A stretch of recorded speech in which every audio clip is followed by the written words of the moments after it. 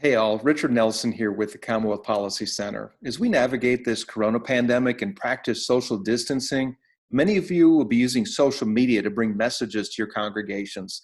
While this is a challenge to many of us and may put us out of our comfort zone, it's also an opportunity to reach others who haven't considered the gospel and who aren't plugged into church.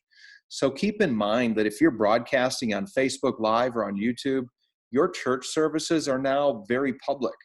This means that you'll be speaking to a larger and broader audience.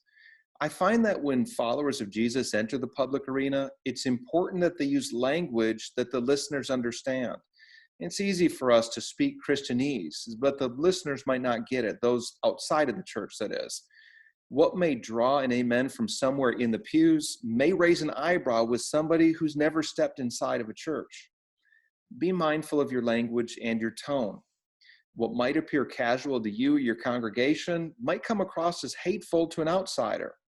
So be mindful of your words. It's important for us to be filled with God's grace and compassion and to speak words of hope during a time when people are anxious.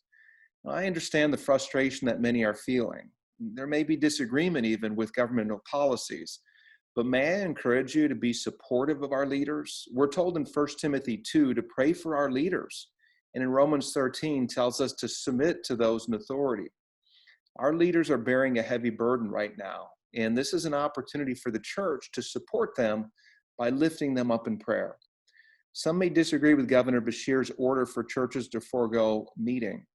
I don't believe this is an attempt to interfere with our First Amendment rights to proclaim the gospel, but rather Governor Beshear is trying to help slow the spread of the deadly coronavirus, and this is laudable. If you identify as pro-life, one of the most pro-life things that you can do is to hold a virtual church service online. If you believe in the second great command, to love your neighbor as yourself, one of the best ways to love your neighbor is to help slow the spread of this virus by practicing social distancing. By following the guidelines that everyone else is following, the church will be seen as being a good member and an asset to the community. In this time of anxiety and uncertainty, we do have an opportunity to minister to people's deepest needs. The world needs hope. The world needs the church, but it just doesn't know it yet. And may the Lord use each of you to share this hope and to share God's love as we approach Easter. May God bless each of you.